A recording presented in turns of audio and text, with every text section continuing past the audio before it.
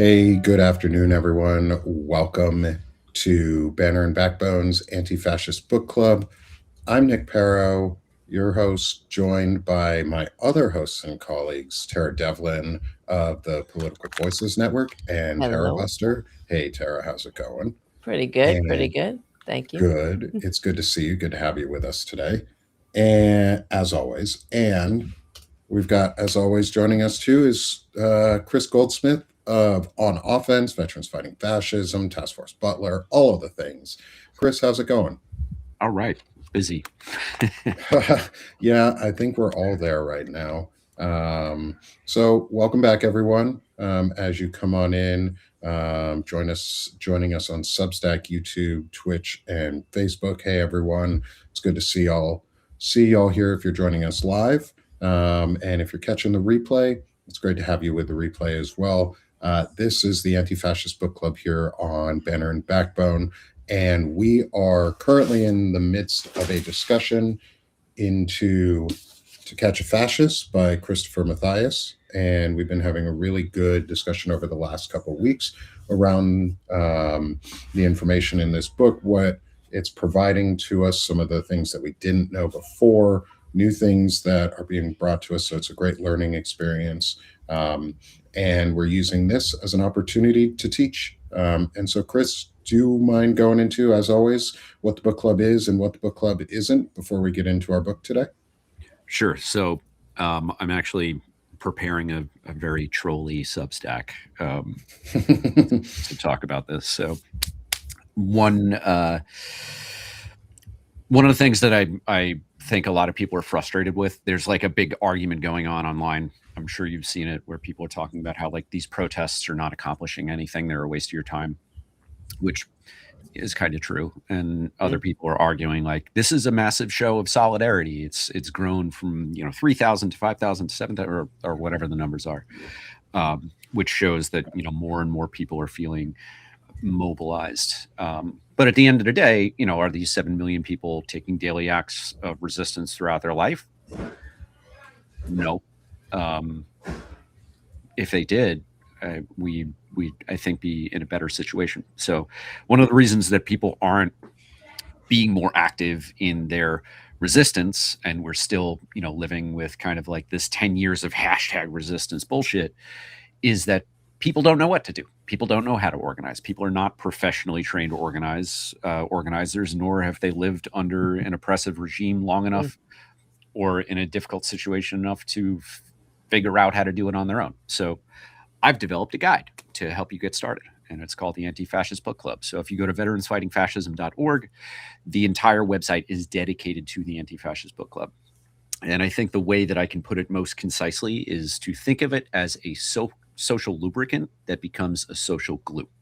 The goal when you go to when you go to a No Kings protest tomorrow is not just to wave signs and stand in solidarity with millions of Americans across the world, because that does a little bit, like inspiring hope. Yes, that's very important, but you can do a lot more. And one of the ways that you can do more is by building community. So we're doing it online here. We, have a set time every week that we meet, that we discuss, the issues of the day, that we, make plans to do other stuff outside of this meeting, right? That is the goal of the Anti-Fascist Book Club, is to give you the social lubricant, a reason to meet somebody, a reason to say at this time and place we're going to meet. And from there, your discussions that may be about a book turn into how you're going to take the lessons that you learn from that book and act upon them. Not saying everybody should infiltrate neo-Nazi organizations. There's a lot of important work to do now, and that's not for everybody. But if you go to veteransfightingfascism.org and you see the Anti-Fascist Book Club reading list, it is curated to help you learn what to do, how to organize, and how you can integrate anti-fascism into everyday life. Well, and so Chris, you are a great resource on this and an expert in this area. And so with No Kings rally coming up, for those who are participating and are going to the rally, what are a couple things that you would recommend for them to prepare ahead of time so that they can safely participate in the rally and ensure that those around them are also safe? So I'm going to give a little spoiler for what my Substack that I'm going to publish soon, maybe while we're on this live stream. I want people to go with one goal. These protests have proven to be very safe. There have not been any real significant incidents, and not significant incidents at scale. These protests have largely been non-confrontational. Law enforcement has been really permissive of them. I expect today to be this, or tomorrow's protest to be the same. So I'm not going to waste your time with safety tips. Instead, I want you to go with one goal tomorrow, and that is to connect with 3 people. And I mean, like, really connect. What I'm writing in my Substack right now is that you can go to veteransfightingfascism.org and you can print out copies, you download PDFs of the Anti-Fascist Book Club leader guides, to get started with. Print out 3 copies and just make your goal tomorrow. Not, yes, you're expressing your anger, your rage, your hope for our democracy, but you need to build connections, because building that community is the only way that you can fight fascism. You can't do it alone. So just go to the No Kings protests with the sole goal of connecting with people that you don't already know and making concrete plans. Not saying, oh, we'll meet, oh, we'll exchange numbers, we'll text, we'll create a signal group. No, you need to pick a time, pick a place, and pick a date within the next week. Because if it stretches out beyond that, you're not going to do it. So within the next week, you have to meet with those 3 people. Be it a library, be it a bar, be it a coffee shop. Hand them copies of the Anti-Fascist Book Club. So if you never see them again, if you enter their number wrong in your phone, they'll at least have the tools so that they can get started and do the same thing. Mm-hmm. Awesome. Thanks. That's a great, I think that's great. And it's more actionable than just going and feeling good. Yes, go. Feel good. If you want to participate in the rally, be there with other people.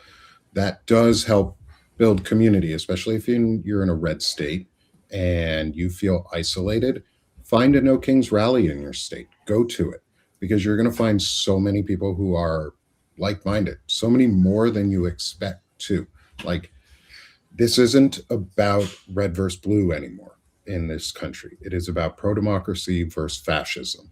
And you are going to find a lot of people are anti-fascism. And our goal, and my goal and my need anyways, is that we convince people to at least be pro-democracy. We have to convince people that democracy is the better choice than fascism.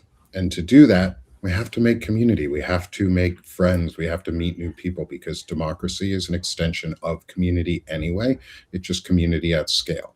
Fascism is domestic violence and domestic abuse at scale, or just abuse at scale.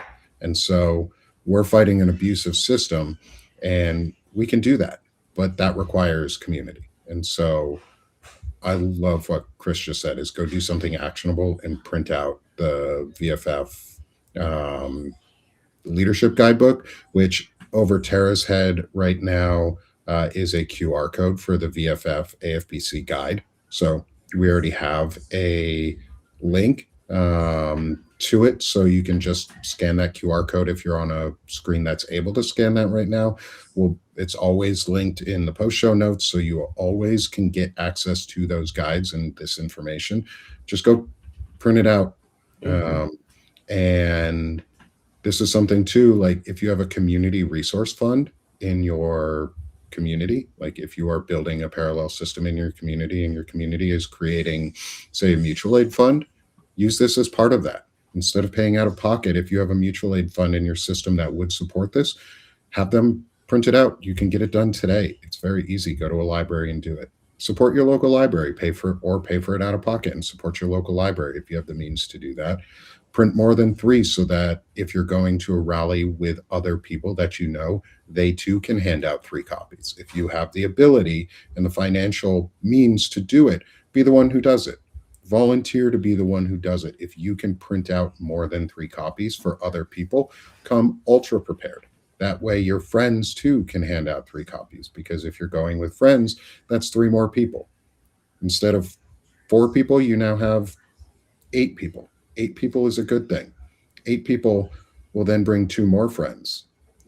And then you have 16, and you can just keep doubling that over and over and over again. It's very, very easy once people start seeing what we're actually fighting.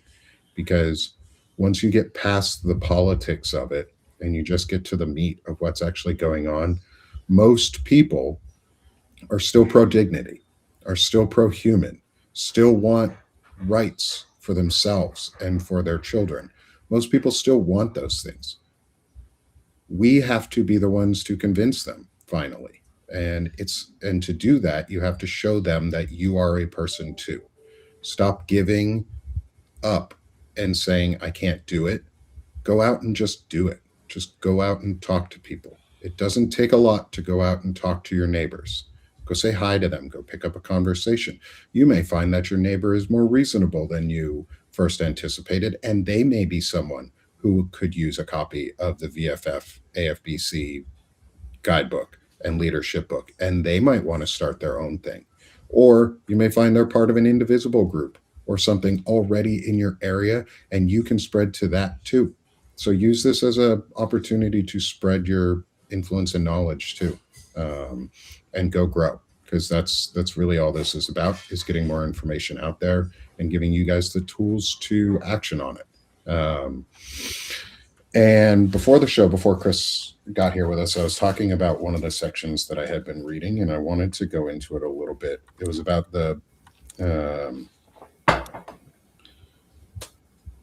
it's about mental health and a little bit of and some of the bigotry that goes into like neurodivergence and the way they speak about it, but also how those who tend to be somewhat neurodivergent also tend to fall on the pro-democracy spectrum quite a bit and use their influence and power, and that becomes their superpower, or their like ADHD hyper focus point is pro-democracy efforts, and they pretty much just single out everything else and just do pro-democracy. And there's a quote in here. It's a longer passage, but it's on pages 116 to 117 if you have the hard copy of the book.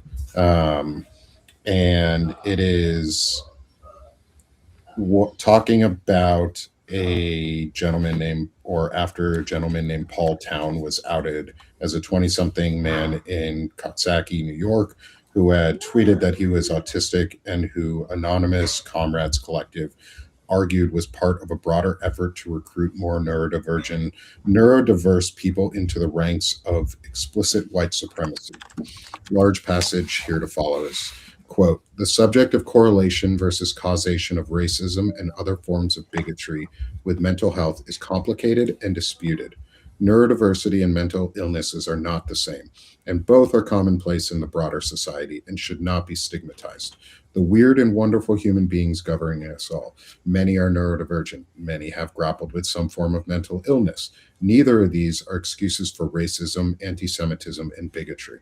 One clear delineation between the alt-right and preceding white nationalists and neo-Nazi movements was the very effective technology-driven recruitment efforts. Rather than leaving flyers on car windows and grocery stores or stuffed in random mailboxes, the alt-right weaponized group pop culture, strategically targeting children and young adults through memes, Disney song parodies, and cartoon characters like Pepe the Frog and the Groiper. One cruel aspect of this was the specific targeting of vulnerable people in various social media and gaming platforms. The alt-right aggressively targeted the socially isolated, the neurodiverse, and the mentally ill, celebrating terms like weaponized autism and variations on autisty and spurg were used to radicalize and encourage neurodiverse people into increasingly reckless and hateful online behavior. The sole reward being plaudits from other anonymous participants. The anonymity behind the cartoon avatars divorced the online actions from real life accountability and encouraged accelerated, outrageous rhetoric and behavior. End quote. There's a lot in there, but I think I'd love to get your guys' thoughts on that passage too. I just think I look back at it now, and I see how certain spaces were left alone and nobody ever went into them to specifically target the audience group that was using those spaces. So like video games. I'm a big video game player. I like playing video games. I like playing World of Warcraft and games like that, and Diablo and RPGs and over the shoulder like dungeon crawling games. But those spaces are so toxic if you get into the chat spaces. If you enter any of the chat areas of some of these MMORPGs or role playing games or anything like that, the spaces are just toxic because we sort of just didn't. People were like, well, I might be a really good video game player, but I don't want to talk about my politics or my beliefs in any way. Whereas But why is it so toxic? I play video games myself. I play this Game of Thrones game that I'm on a team, and it's like a worldwide thing. It's for people of it's for people over the age of 18. So there's a lot of, it's a big wide range of ages. But and it's, I don't find it as toxic. I'm just wondering, because I think that the community has that kind of standards. But I'm just wondering why in certain games, let's say, that there are it's more toxic than others, right? certain games are targeted to audiences like men who are lonely. And so they'll hypersexualize characters. They'll make characters more aggressive towards women, or they'll use symbols that are supposed to be for like peaceful initiatives and corrupt them. This character from a British game, I think like Rachel or something, who was this anti-fascist character and has been put on the internet as like this hyper fascist like symbol, and it's a targeting towards boys more so than men, but it's a targeting towards young boys in games like Roblox, where it's really unregulated and it's unmonitored, and because we don't have safety standards on social media platforms or on gaming or on like chat platforms and things like that. There's no real moderation unless you build it in yourself in a lot of ways. Is they're allowed to make these Discord chats that then just subtly at first take you from, I don't know, like let's say Diablo. I don't know. I'm not in any of that culture, so I stay away from video game chats as much as I can because they can be really toxic. But let's say Diablo. Somebody plays Diablo a lot and they like doing the campaigns and they like teaming up with random folks on the internet. That kid may have found, let's say that it's like a 15-year-old kid or something like that. It is a grooming operation.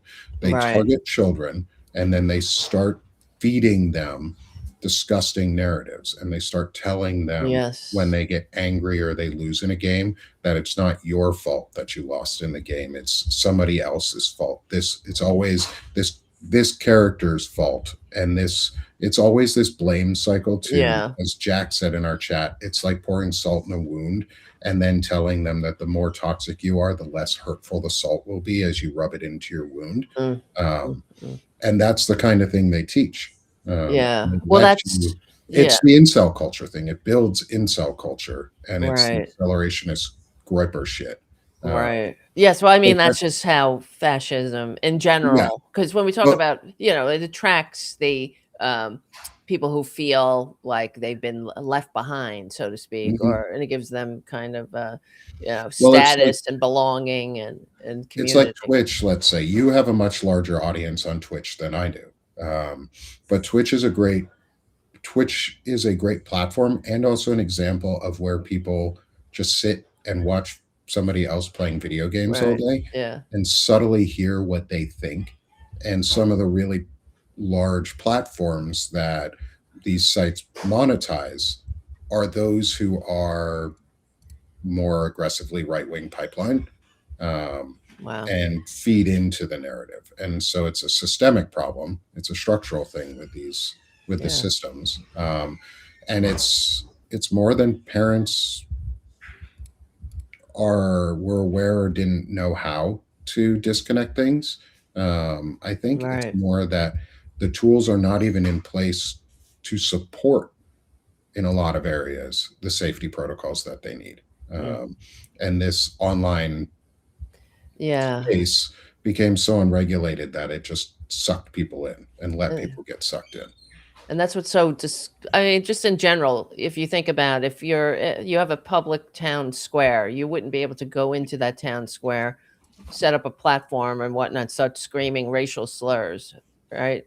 Before you Well, would be. nowadays you might be able to. Maybe not. I mean, not in my neighborhood. You So I could want to do it, but there would be consequences. You would be arrested, told to leave. You would be at least, and if you continued, arrested on disorderly conduct. I would imagine, and so I just think that there should be some kind of standards in the online space like that too, just the minimals. But of course, that's a whole other Yeah, conversation, Chris, really. you wanted yeah, to jump in?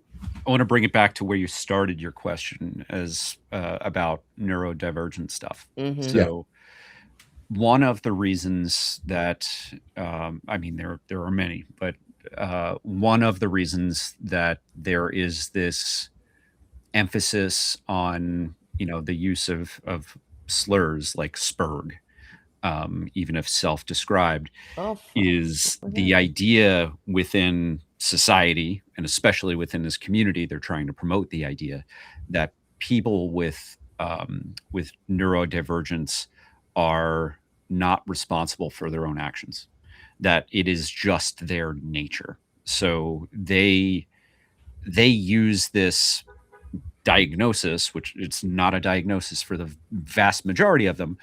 They use this as a shield to basically say, "Oh, I'm not racist. I just don't engage in the normal social cues or behavior. I'm just saying it because I don't know social rules." Right.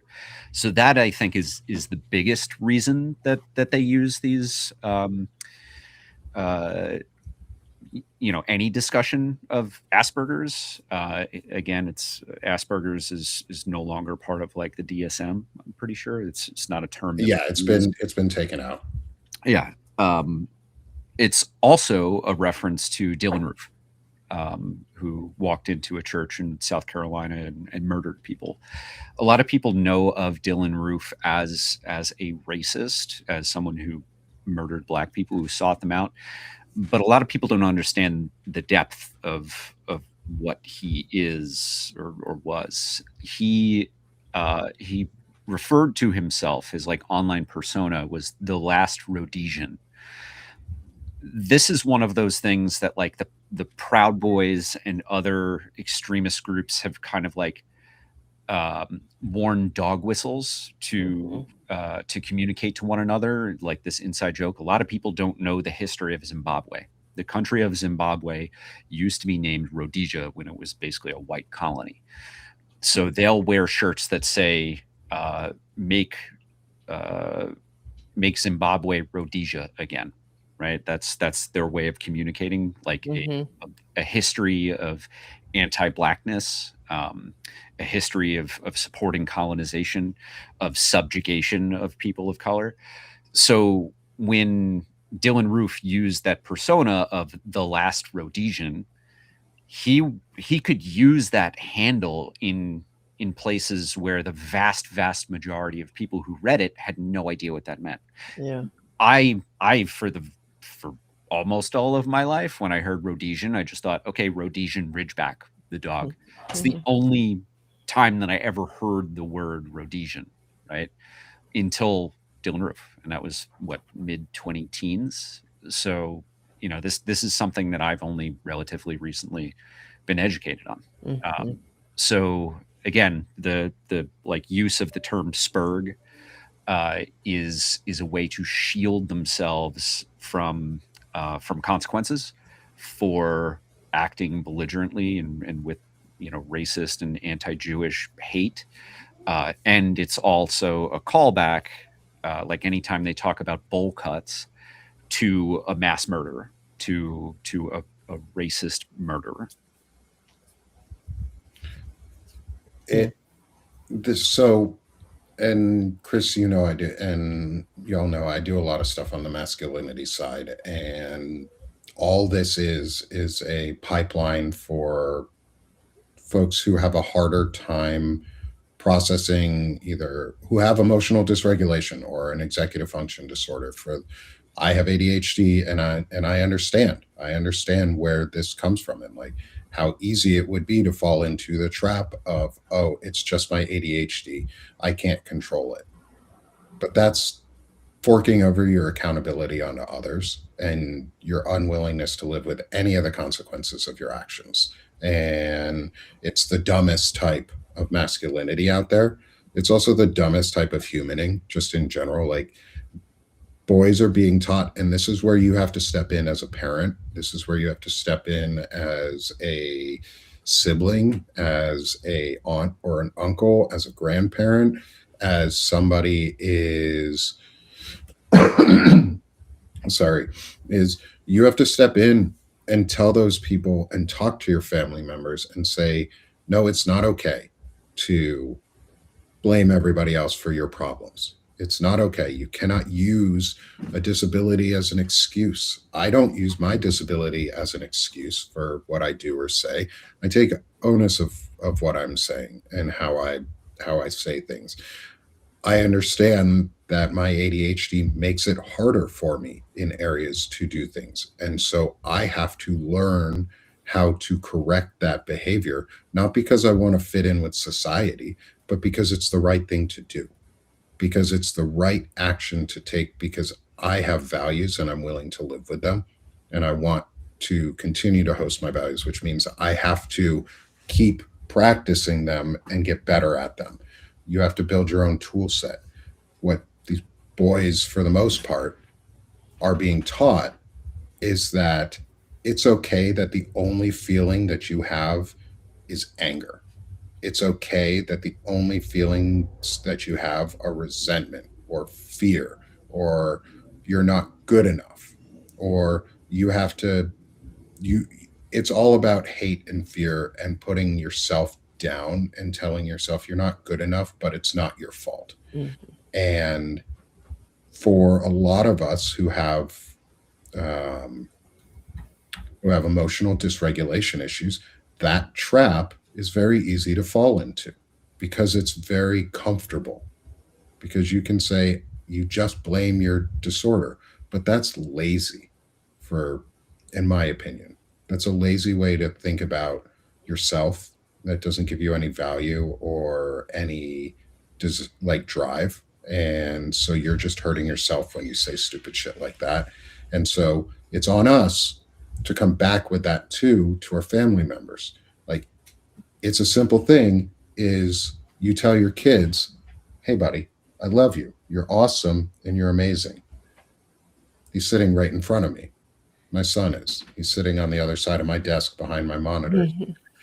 And I'm saying this to him and to you guys, is remind your kids that they're amazing. Remind them that they're smart, that they have values, that they are worth something, that their actions have consequences. If they do something wrong, there's a natural consequence to that action, not a made up bullshit consequence. Make it natural, make it fit, because then you start to figure out how to regulate, and you can easily push back on those systems and those chats. And again, as a parent, it is not an invasion of privacy to your children to monitor their chat and communications until they are an adult. It is not an invasion of their privacy, because it is your responsibility as their parent or as their caretaker and their guardian to ensure that they are safe, that they are not being taught hate, that they are learning good values and lessons and you're imparting things to the future for them. And sometimes you have to go in and check their chats because you need to see what other people are saying to them and how they're responding to it so you can teach them. It's your damn job. Right. Yeah. Well said. Yeah, it's I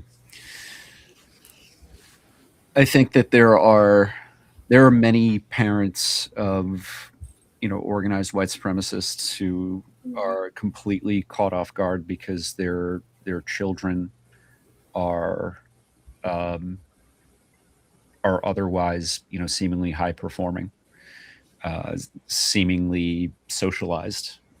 There are members of extremist organizations that are not just engineers, right? But like engineers and a friends group, engineers and people who play team sports.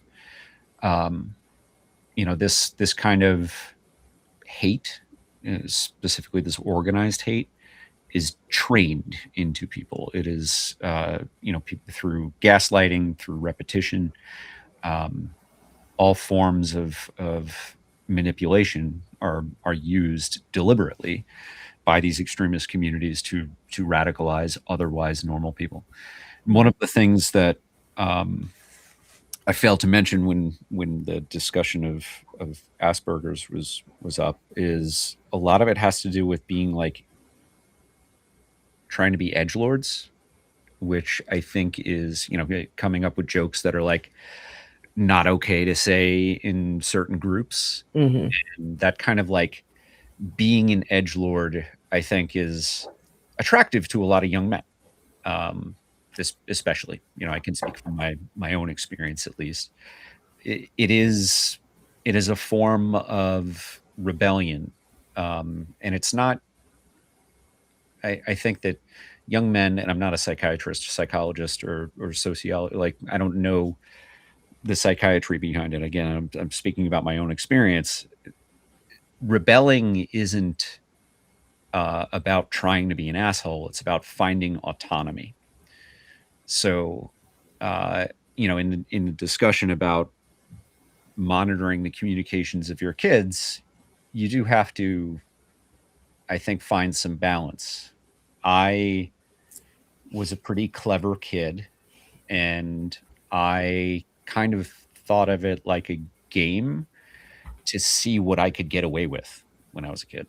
So, had my parents been more aggressive about monitoring me, I would have become more skilled with hiding things. So, Oh, yeah. so there's a balance there that I think people should keep in mind because it it can Mm-hmm. it can backfire. Right. I But think the why is, sorry, Tara, it's okay. the why is really important when you talk to your kids about this. Like, you can't just go in and violate your kids' personal space. You have to tell them why. They have to understand what you're doing and why. And that takes time. Like, it takes trust and it takes time to build that relationship of why and why I'm providing this to you, or why I'm doing this, why I'm checking your communications, why you're not allowed to use these certain games. Like, we took Roblox off my son's tablet and we told him why. And he's 9. I didn't lie to him. I didn't tell him, oh, you just can't play the game anymore. I said, no, you can't play the game because there are continuing incidents of children being abducted. Mm. He's old enough to know that.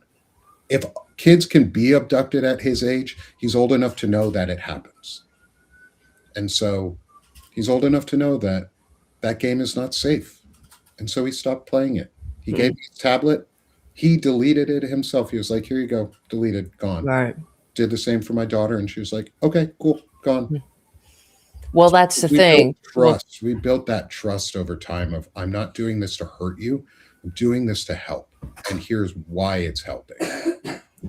Right. Well, kids want boundaries, whether they Yes. complain about it or not. It shows that you love them, and they recognize that, really. And it does go to show you that, just in general, if there was after January 6th something called the Great Deplatforming, right? Which, of course, has now been completely reversed thanks to Elon Musk and all of the other nefarious actors who are controlling our social media outlets. But these fascist alt right communities, like they, and it's just like what you're saying, it goes to show you how sinister they are, because they go into these non-political spaces to find angry young men, and it's a form of grooming, just like a pedo would groom. They're grooming young people to be part of this hate group.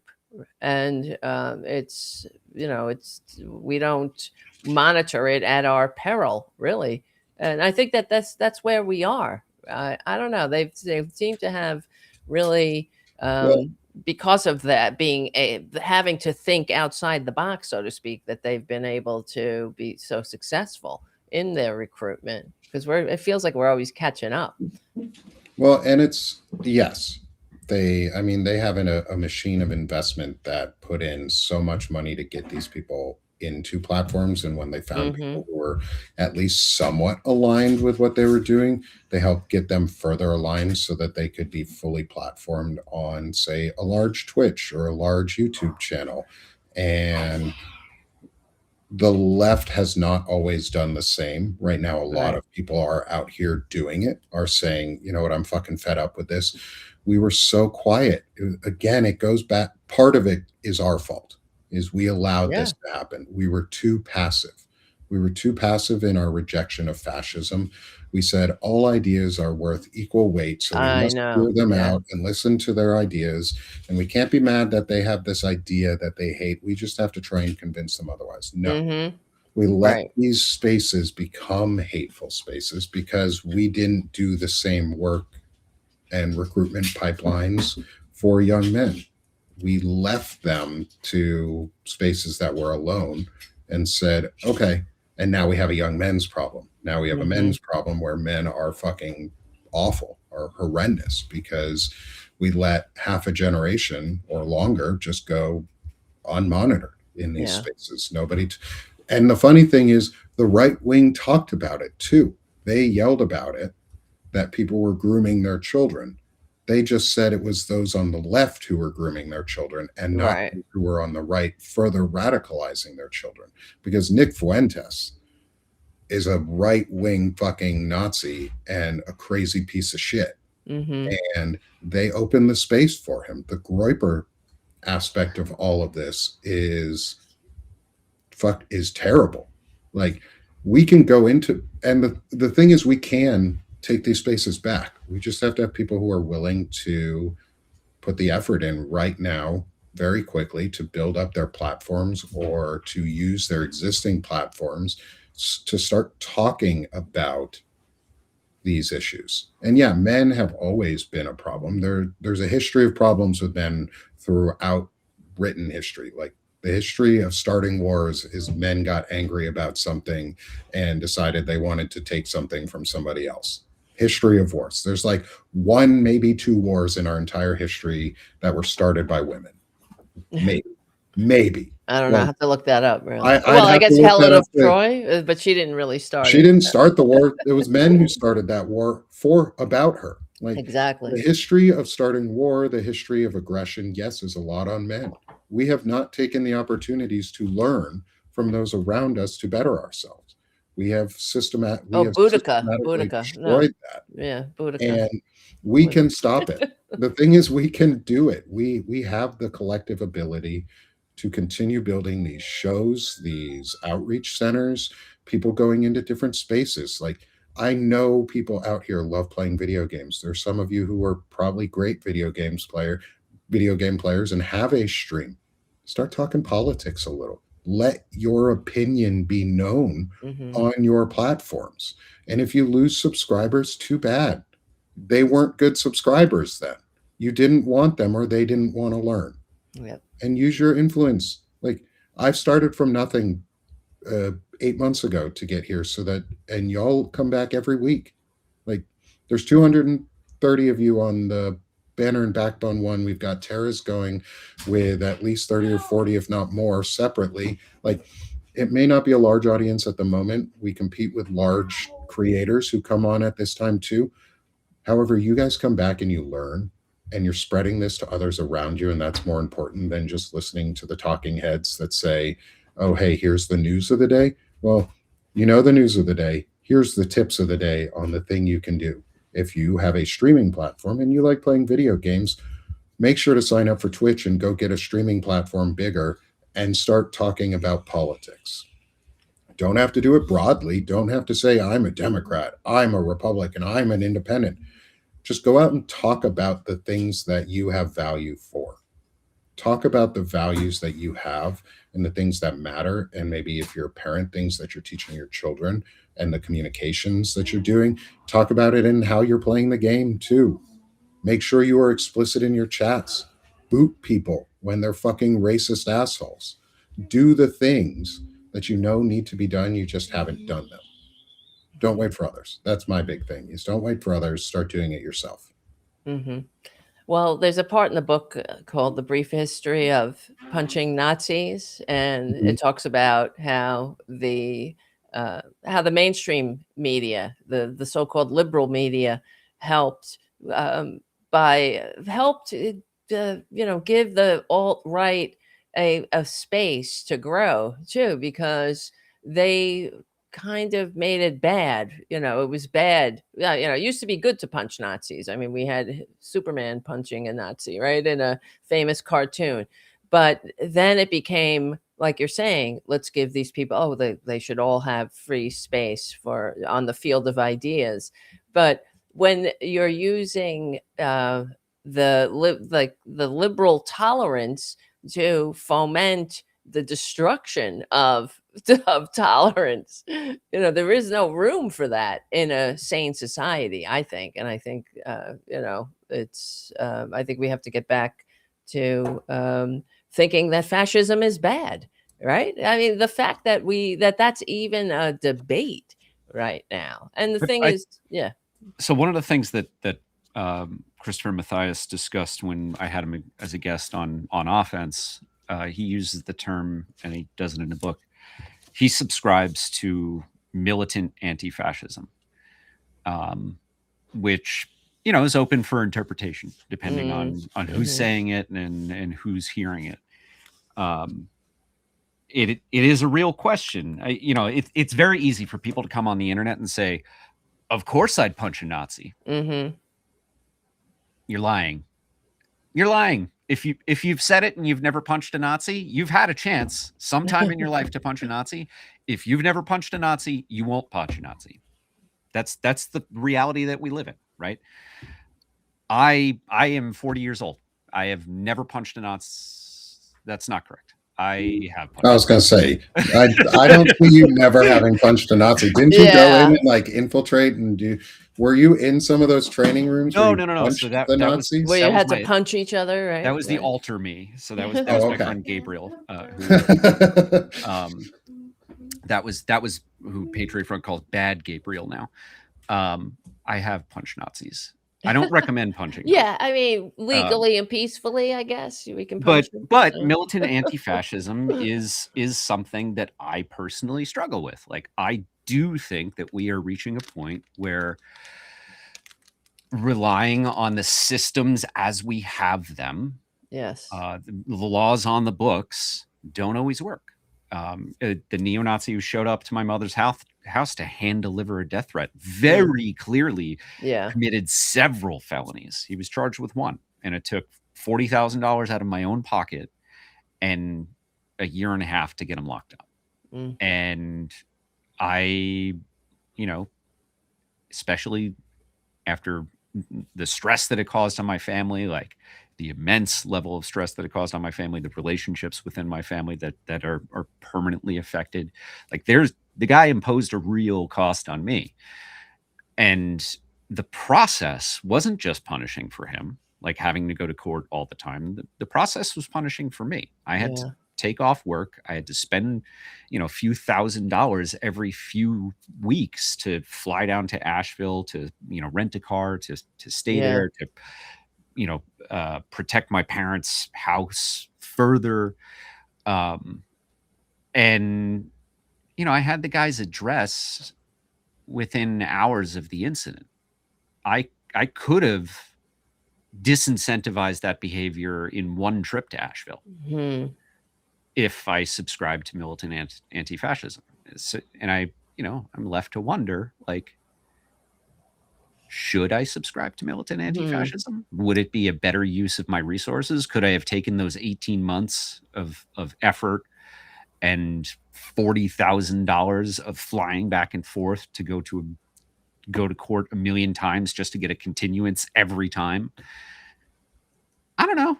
I mean, economically, might have made sense for me to have veered off, right? Like, and we're entering a time when more and more Americans are going to be facing that kind of choice, and this is not hypothetical or theoretical, right? We've got a massed police force that is kidnapping and murdering Americans on the street with absolute impunity. My first episode of On Offense, which premiered November 11th of last year, Veterans Day, when was filmed like a week prior to that, I talked with Tad Sturmer about when was it going to be that these masked ICE agents start pulling the triggers, and within 2 months, it happened for the first time that we knew of at the time. It was actually the second murder by gunfire, and then a third in Alex Preddy was murdered just a week later. Should we ascribe to militant anti-fascism when we have masked thugs murdering Americans and the Department of Justice is actively prohibiting the FBI to investigate what are very clearly, clearly documented murders? Like, these are questions we have to ask ourselves. Well, everybody says, like, I'd be hiding, if I were in the 1930s, I'd be hiding people in my attic. I'd be shooting out the windows. No, you wouldn't. Have you done it yet? Nope. So we're not the heroes of our imaginations. Right. And it makes me think about, I mean, it seems, you don't know the beginning. I mean, you don't know the end, so we don't know what's going to happen here, but we do have historical parallels. And I think about, I could say, yes, you did punch Nazis legally and peacefully, right? I mean, that's how you went through the courts. And it was even more of an obligation and a dedication to do it. So it took more courage to do what you did than to just do that. But then I also think about, so I mean, I'm just throwing it out there because I'm in the same place that you are, really, because I think about what Hitler said, that the only way that they could have stopped Nazism at the time is if they had understood what he was building and had smashed it on day one with overwhelming force. That's what he said. And it's really true when you think about it, when you go back, because then you have the story of Hans Litten, Litten, who sued Hitler, who put him on the stand, who deposed him. And every time there were Nazis committing violence against citizens, he took them to court and he sued Hitler. And what happened to Hans Litten in the end was that he was arrested after the Nazis took power, and he died in a concentration camp. But he was. It just makes me, think about those two stories, that we can't underestimate what we're dealing with, and so more will be revealed in our story. But I do think that's where they're going. That's where they want to go. They're going after what's her name, Letitia James again. They're doing. They won't stop. So we have to not have failures of our imagination about what we're dealing with. Like, they're building concentration camps. So, and I think it takes what there are some things that I saw like a article this morning that came out that one of the native tribes um, in Oklahoma bought the space that DHS was going to buy for a detention center. There's a big empty like warehouse space that was supposed to be used for shipping. It's a big shipping center, big empty building. It was on their, as far as I know, it was on their land, and they bought it. And they said, nope, DHS, you can't do it. Second time that a tribal group in Oklahoma has done that. That's how we fight back as community. Is the entire tribal community said, fuck no, we are not allowing this on our land or near our land, and so we're going to buy it and we're going to prevent them from using that space. That takes a lot of fucking money. It also takes a lot of courage for that community because they know they're going to get targeted in the end for doing that because they stopped DHS from doing what they wanted to. Yeah. Good. Well, welcome.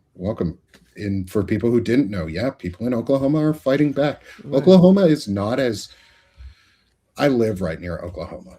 There's a lot of wrong in Oklahoma.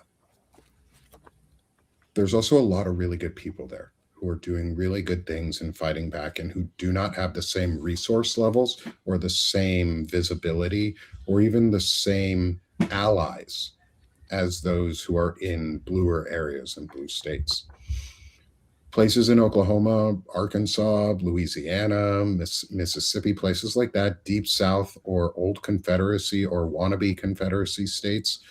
There's a lot of folks who are fighting back. They're just not getting the resources they need as communities to do these major actions to prevent the things. They don't want AI data centers in their communities. They don't want DHS and ICE detention and concentration centers in their communities. So some of the First Nations peoples are fighting back really boldly together. We need all of us doing that. Our communities can do that to prevent things. And that's where like I'm at too, in this weird place of I never advocate for violence. I don't advocate for violence. I advocate for patriotic responses to things. I try and advocate as much as possible for peaceful, patriotic responses to things. That is different than lawful patriotic things because patriotism, just because it's lawful, doesn't mean it's right. Doesn't mean it's patriotic to follow. Doesn't mean it's the right thing to do. Turning your neighbors in for a bounty is not a patriotic act. It is the act of cowardice. It is the act of someone who's unwilling to go over and say hi to their neighbor and meet them and see them as a person.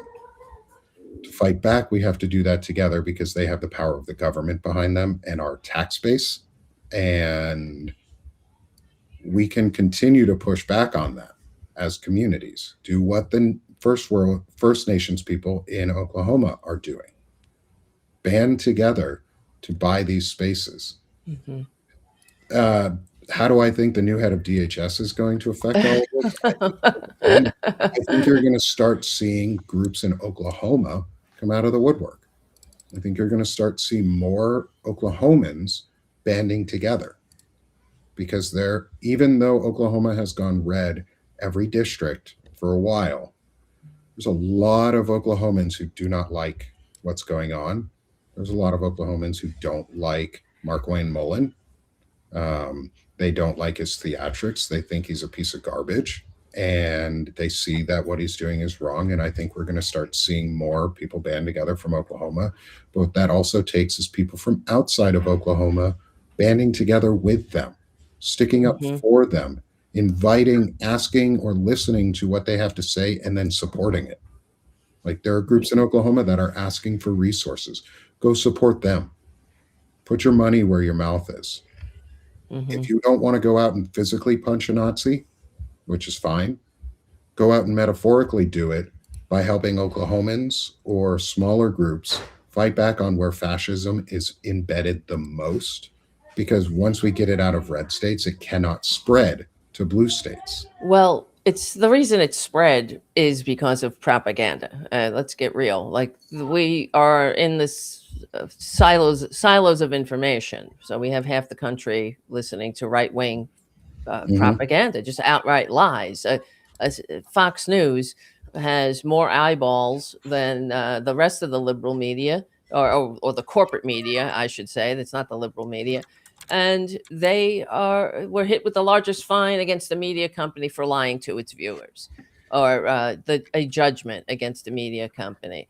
And studies show that watching Fox News makes you less informed than those who watch no news at all. That has to get out there, but until we get, I mean, this is what I'm saying. Like, this is what we're up against. So it's really kind of still processing what do we do about this. But we all have to, everything else is just is like a band-aid on a bleeding artery, I believe. That's how we wake people up, is we have to get them out of listening to lies. Yeah, I mean, I'm sure you saw what went on in the cabinet meeting yesterday, where Trump could barely keep his freaking eyes open, and the rest of them pretended not to notice. And then of course we have the revisionist history of people like what's his name, Dershowitz, and this is what they do now too. They time travel throughout history and say if Trump was alive back in the 30s, he would have smashed Hitler, and he would have saved us all from He would all. have allied with Yeah, Hitler oh, and been like, exactly. "Oh, look at all this money I can make." And Exactly. He fuck would have been like, himself. "Where's my cut of the slave labor?" So Mhm. He's he's doing it right now. Like, right, but our it's modern like the equivalent to delusion Hitler would is. be Putin and Benjamin Netanyahu. Oh yeah, yeah. All He right. would be in the Oh shit, axis we're of right at the evil. top of the hour. I didn't even realize we hit the Hmm. hour yet. I was going to read one final quote, but Chris, you got to jump to. Let me get your QR code up here so you can promote yourself real quick and where people can find and support your work. All right, go ahead, Chris. Thanks, guys. Chris Goldsmith, write for On Offense, which is part of Valor Media Network. So I just published the Substack. That's why I kept looking this way, on ways that you can get organized. Like, do it. I'm being a troll, right, with the video and with the headline of the Substack. That's deliberate. It's how we get Hmm. attention on social media. There are links directly to how to create your own anti-fascist book club. So the goal is go to No Kings tomorrow, meet 3 people that you didn't already know, make concrete plans to meet with them within a week, and start your own anti-fascist book club. That's how you build Hmm. relationships. It's how you build community, because you need to fight fascism in your backyard, not just in DC. Like, No Kings concentrating on Trump is good for an easy message, but in reality, you got to fight the fascists who are on your school board, or else Right. fighting for the White House doesn't matter, because there's just unlimited amount of fascists to fill the next role. Right. So, with that, I got to jump, guys, because I'm late for a meeting. All Thanks, right. Chris. See Really ya. appreciate you, brother. We'll see you next week. Thank you. All right, and we are right at the top of the hour, but I want to finish with this quote around, because we're talking about like the difficulties of like this decision making process, and this is one of the things that I think has led to a lot of difficulty for those who may be militantly anti-fascist but are also, this is later in the book. It's on page 236, 237. It's talking about abolitionists and how. Uh-oh. Nope, sorry. Oh, I hit the up arrow on my Oh. board, and it was like, oh, let's go to that scene.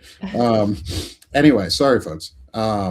So with regard to this, there's a kind of like ambivalence towards jailing folks and causing like punitive damage in that way, because abolitionists are against imprisoning people, and there's some of those who are very far left or very militantly anti-fascist are can be anti-abolitionist at the same time, which creates a very interesting dichotomy in thinking and how they approach issues, because abolitionists don't want people to go to prison. So I'm going to read this little bit of quote from later in the book, like I said, it's on 237, is the group wondered whether law enforcement, with all its money and gadgets and tools, had identified Hillman yet. He's one of the folks in the Patriot Front. Um, the group wondered whether, sorry, if this motley crew of anti fascists sitting at computers could do it, why couldn't the police? Anti fascists often nurse a profound ambivalence about the fascists they unmasked getting arrested. Most of them are prison abolitionists, after all. An anti fascist group in the Midwest called Anne Frank Army once described this ambivalence while considering what to think of the over 1,500 pro Trump insurrectionists arrested for their part in the attack on the Capitol. Quote, with regard to abolition, there are 2 million people incarcerated in this country, all who we care more about than the fate of these MAGA rioters, and who in their privilege have rarely before in their lives experienced the pain caused by these prisons. This said, we do not nor ever, sorry, this said, we do not nor ever will work with cops to bring justice to these insurrectionists, as doing so gives legitimacy to the police state apparatus, which has never taken the very real threat of these racists and fascists seriously at all. They will use this legitimacy in order to strengthen their ability to prosecute, quote, extremists, which will then be weaponized against the left, end quote. And I think that's a really interesting take on it because I'm not anti-abolitionist. I do think prisons have value, but I don't think they should ever be for profit. I think prisons Oh should yeah. be for like actually rehabilitating and allowing somebody to then re-enter society as a corrected and fixed human being Right. who Yeah. has learned and has morals and values. I think justice should be restorative and should be able to help bring you forward unless you did something like if you're a Ted pedophile. Bundy. Like if you're a pedophile, there's Yeah. probably not much we're gonna change about you. No, You can go rot somewhere. Like don't fucking touch kids. right. But if you're like a petty criminal and all these crimes that we have really to push down the black population and minority populations in this country, that's like you shouldn't be. You should, if you're going to jail for something like that, you should be. It should be a corrective process to restore, and then you're out, and then you're done, and then you're not labeled for the rest of your life as a bad nuisance on society. Like Yeah. that's It what should. It that's what should. justice should be. And I understand where the Jesus. What happened? I keep screwing things up. I keep touching my keyboard with my book. You're fine. And so with the regard to the abolition thing is like, no, to be totally honest. And maybe it's because I'm not as militantly anti-fascist in that way that they are. Like I would argue I am absolutely anti-fascist. I am currently not militantly anti-fascist, and I do not believe in the anti-abolition Mm-hmm. piece. I believe there is restorative abolition and things that we need to work on there. And we definitely need to rethink the 13th Amendment because we created slavery out of prisoners. Instead of just having slaves, we have prisoners as slaves. Yeah. That's a wrong system. That's a Well, bad system. yeah. So I get it. And at the same time, like the end result of unmasking somebody can't just stop at that. It has to go to the next step. Like we have to prosecute.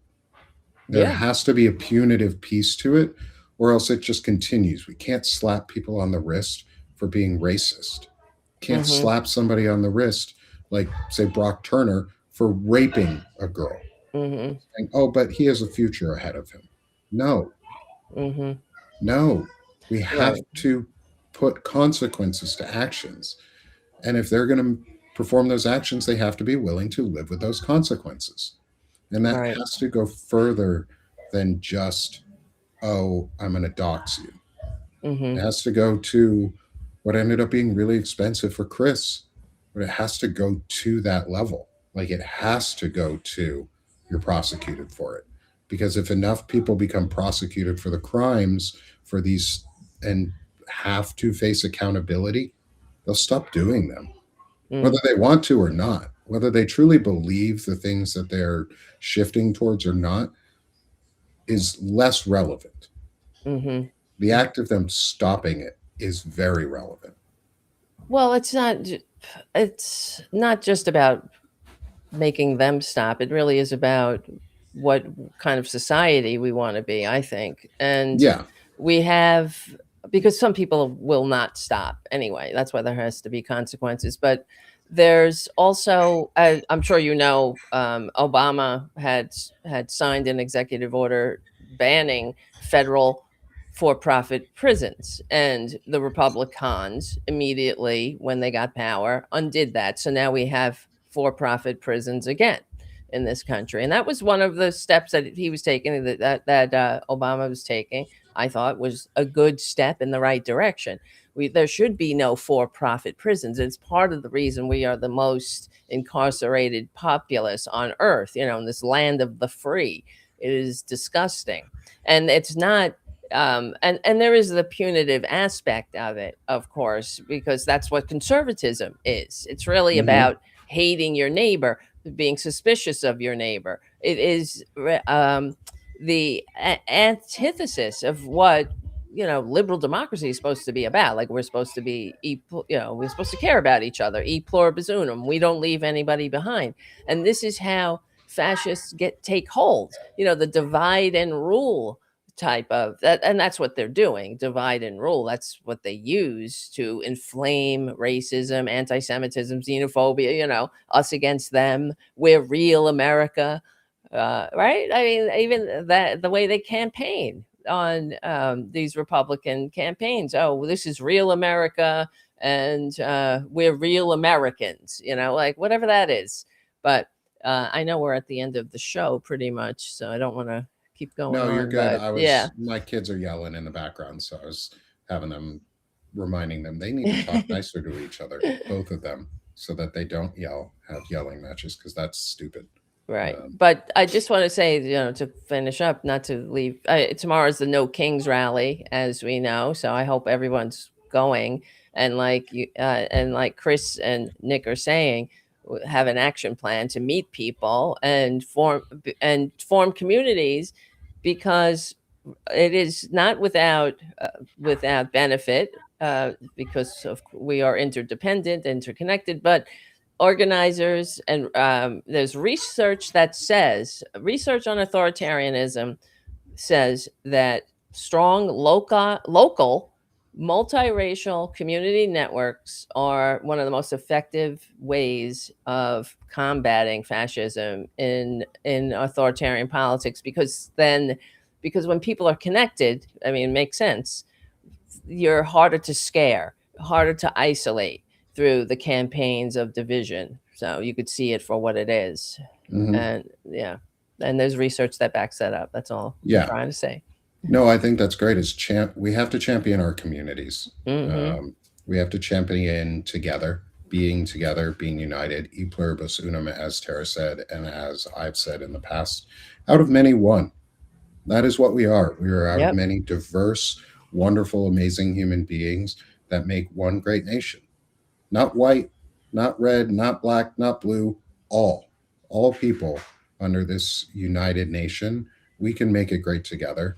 And that multicultural, pluralistic society makes us so much better. Like, I'm a That's better right. human being for knowing people who are different than me, because I have learned from them. I have experienced different cultures. I have experienced food. I have experienced Yep. song and dance and Yeah, life.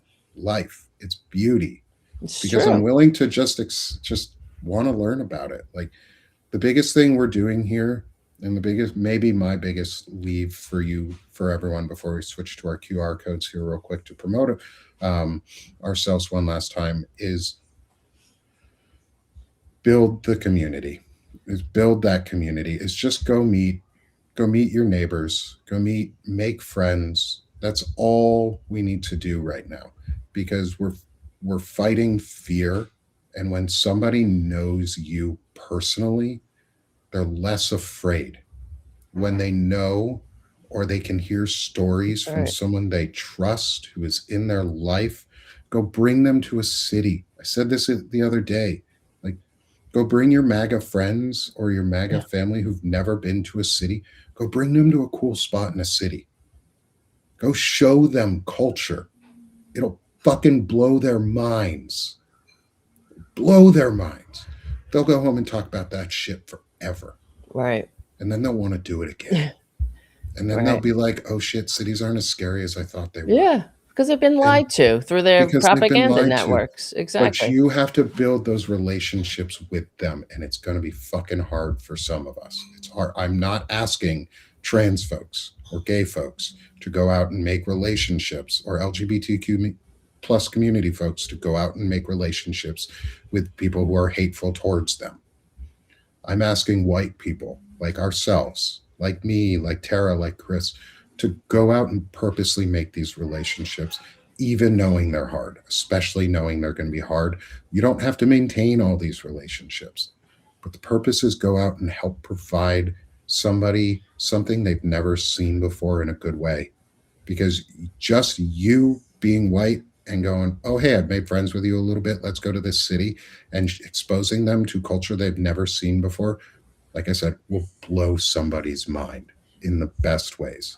Hmm. But if I am not asking people who are minority communities or in dangerous situation, who are already marginalized, to go do that work, that's not your work to do. That's ours. Hmm. It's ours to do. Go plant that seed. Yeah, like Jack said, go plant that seed so we can have more flowers. Let's till this Hmm. garden better, and let's make a united America again. Right. One that doesn't have Donald Trump's signature all over our Oh money, because God. fuck that. What a That's fucking scum. stupid. Oh. Fucking stupid. All right. We've gone just a little bit over time. Thank you, everybody, for staying with us. Tara, promote Oh, yourself. thank you. Yeah, and I just want to say the way I always describe it, it's sort of like Dorothy in The Wizard of Oz. She goes from Kansas black and white to full Technicolor, and that's what it feels like with right wingers. I'm like, they just want to live in Kansas. It seems, they don't want to experience the Technicolor of the diversity of life. It seems to me. They want everybody the same, everyone in their place. So okay, guys, check out my Tara Buster tonight. We have a show 8:30 p.m. Eastern on the Tara Buster YouTube channel. Thank you, Jim, in the chat room, for keeping us safe tonight. I'll have Boston Brian is going to be the guest, so we'll have a good conversation as always, and hanging out is always fun. So, and building community. So we have a great chat room. Thank you. Love it. Thanks, Tara. And make sure you go see Tara's shows. She does a lot. We're Yes. working on Oh, getting her yeah. onboarded too with the broadbanner system so that she Thank can get you. articles out there. And yeah, thanks to whoever just scanned the QR code for Tara. You're Yes, awesome. please. And yes, thank you for that. Thank you. And when you're done subscribing to Tara, come subscribe to my other platform, Sick of This Shit Publications. That's where I do masculinity discussions. I'm unabashedly progressive, and we are pro dignity, pro human, pro values here. I am what would truly be considered pro, because I value life for what it is, and each person is important Yes. by themselves. So come join Sick of This Shit Publications, where you can have discussions like that. I talked with Joe Walsh yesterday. Oh, wow. A masculinity discussion. He and I don't agree on everything. Yes. He and I have very different opinions on things. We have different opinions on Israel. We have a different opinion on things that are going on. But one of the things that Joe and I agree on, and I asked him bluntly too, and he gave a fucking incredible answer about it, was I asked him straight up, are trans people? And his answer was yes. His answer was of course. Yes, they are. Wow. Of course they are. That is so fucking important, because Joe was someone who helped bring this movement about. Yeah. For those who may be bashing him, or still bashing him, yes, he has things we don't agree on, and he has come out and unapologetically apologized, and continues to do so, and continues to show the effort and live with the consequences of his actions and values to grow and move forward. And the tent that we need right now for pro-democracy has to include folks like Joe. Oh, yeah. It has to. We have to make that tent, and having conversations like I did yesterday with Joe, where we asked some uncomfortable questions. We disagreed during the show. We had people in the audience ask uncomfortable questions. and it was important and Mm-hmm. worth it. And that's what helps change and bring about the change we need, because both of us are pro democracy and Mm-hmm. pro dignity and anti fascist. Right. And that's it. And that's what we need right now. And Sick of the Shit Publications is trying to bring that about and Yeah. bring about a better manosphere that doesn't suck. And Yeah. then, obviously, come subscribe with Banner and Backbone. Come subscribe to this publication so that you can help continue building the tools in the community to help get our information and our dialogues out there, to get our written content onto other platforms that are unexpected, and to bring about this information that you guys need to share so that you are informed, so that we're really well informed, and that we can have this community and discussion. So, as Chris and Tara and I have all said Thank during you. this show, is go be prepared for tomorrow, but not for safety. You all know how to be safe at a protest. We all know how to be safe at protests. Go be prepared to build more community. Go with a plan, go actionable, and go do it. Go bring that Veterans Fighting Fascism guidebook with you. Print a couple copies out. Print a couple for your friends, and go bring them. Expand these groups, have these discussions in person, and build that community, because community at scale is democracy, and that's what we're building.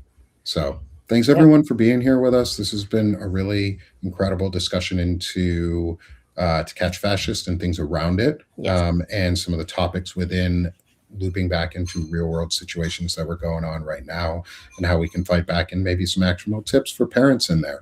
So please go spread, like, and share this. Smash the heart one last time. Hit the subscribe button if you're with us on Substack. Scan the QR code if you are not with us on Substack and you want to follow along with our work for Banner and Backbone. I'm Nick Parrow, joined by Tara Devlin and Chris Goldsmith. This is the Anti Fascist Book Club here on Banner and Backbone. We will be back again next week at 1 p.m. Eastern, or 1 p.m. Eastern, noon Central. And so we will be back. We'll see you all again. We'll be continuing our discussion into To Catch Fascists. We're getting near the end of our discussion here and closing it out. And next week we will introduce what our next book will be, so everybody gets the opportunity to go buy one and make sure, or get it from their library and make sure they have it. So we'll see you all next week. Have a great week. Try and enjoy the weekend, and go be actionable during No Kings so that you can make democracy spread and not just feel good, but feel good and do something at the same time. So thanks, y'all. Have a great weekend, and we'll see you.